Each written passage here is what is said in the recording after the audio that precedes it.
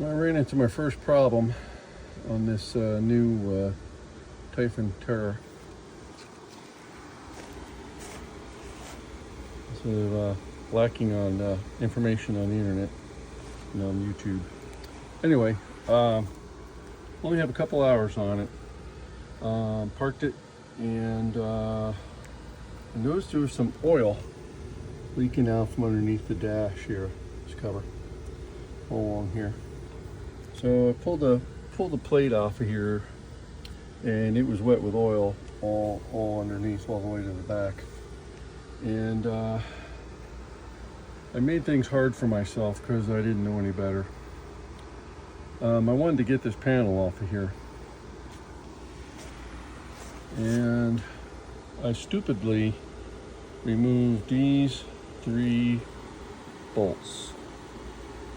That was a giant mistake. I just needed to pull these off. That would have got me started. When I pulled these bolts off, I heard something drop down inside. It ultimately turned out to be metal pipe spacers that held the manifold in place. There's no way I could have filmed any of this. I'm not interested in doing that. It was 100 degrees out here yesterday when I'm working on it, but I can tell you what not to do. Don't pull those 3 bolts out. And they're 2 different sizes as well, typical Chinese. So, with that said, you have to take these off, of course, and you'll see there's a tiny little screw right there, brass. Don't cross thread it. Take this off. The sleeve has got a fitted notch inside of it that keeps it from spinning on the stick, and then you can just get to that. I took the 4 screws out here, got the boot out of the way, and at the bottom of the shaft inside here, there's a lock nut to keep your shaft from turning around. These just turn on. You don't have to, there's no boot or anything to take off. So you just unscrew this and then take the rod out of here. I don't care for these. They're way too short and a giant pain in the ass. You'll also see, it looks like these are just loose. And you're like, oh man, they didn't tighten those bolts up.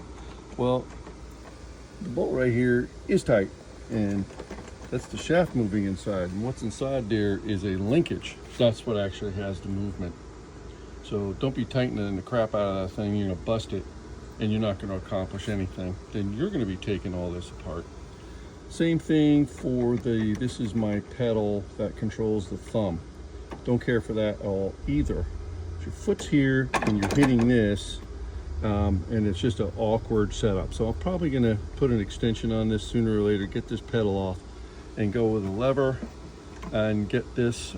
This is for your plow. All right, other things to note, and I looked in the book, is this mystery switch. You'll notice there's no labels on either one of these switches at all. And this mystery switch, this is actually for the included hydraulic cooler fan. I couldn't see that at the last video, so I had to take, after I took the floor plate out to deal with the oil leak, saw that, and that's a good deal. I swore that's what it came with, but I couldn't see it, but there it is. So ultimately the oil leak, all it turned out to be, that's your hose manifold in here. And I got lucky, it was the very end hose. The nut was just a little loose, but that's all it takes. Ran down the hose and started dripping inside. I got most of it cleaned up. I'll probably end up going at it with Simple Green and some Dawn, and that'll take it out of there. Tried to do the first oil change today, and that turned out to be a nightmare. But while I'm standing here, this is your fill hose for your hydraulic tank. You can't see this again because it's buried underneath the deck plate, but you can get to this, and the drain is almost right directly underneath here. That should be fun when I get that done. But typical Briggs setup here.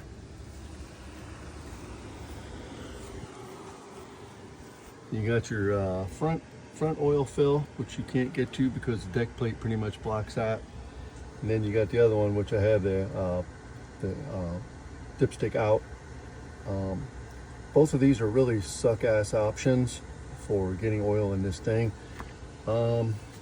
Typhon Machinery Asia claimed that this was easy to get to the fluids.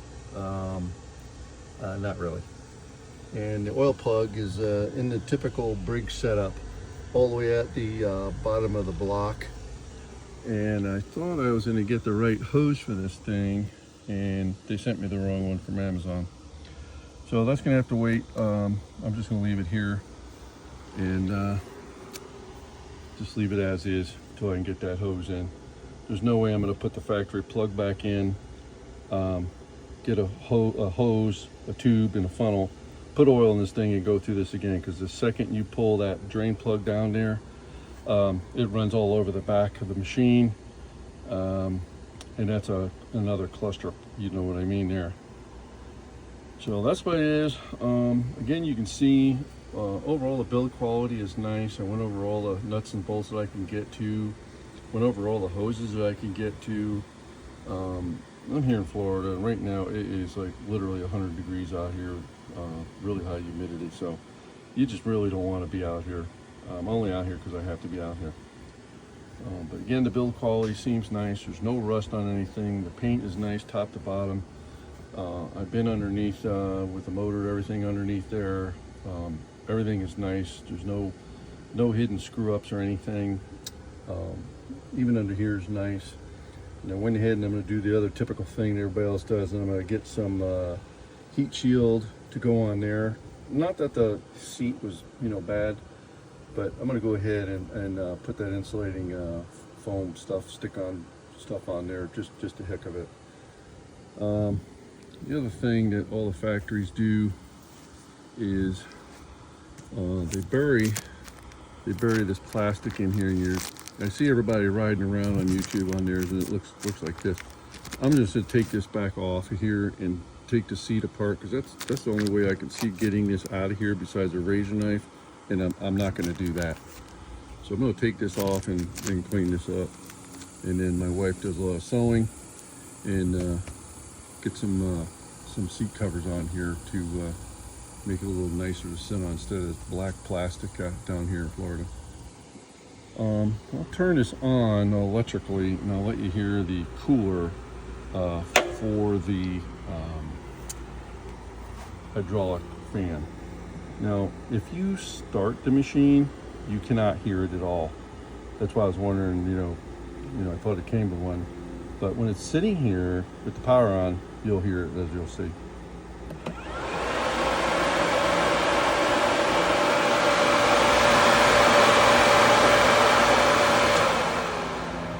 So it seems to be pretty decent. And make sure you never turn that switch off. That's not labeled. And it's not in the book either. That's about it for now. Anything else comes up, I'll go ahead and post it, and people can have some information on this machine. But again, overall, seems nice. I'm not getting anything from Typhon or Machinery Asia, whatever you want to call them. I paid for this out of my own pocket. And again, it was $5,300 delivered to my door. That's tax, tag, title out the door. So I don't think you can beat that. It seems to be much better build quality than the others. Swing boom on it, I don't have much use of that right at the moment, but it came on it. So all right, that's it for today.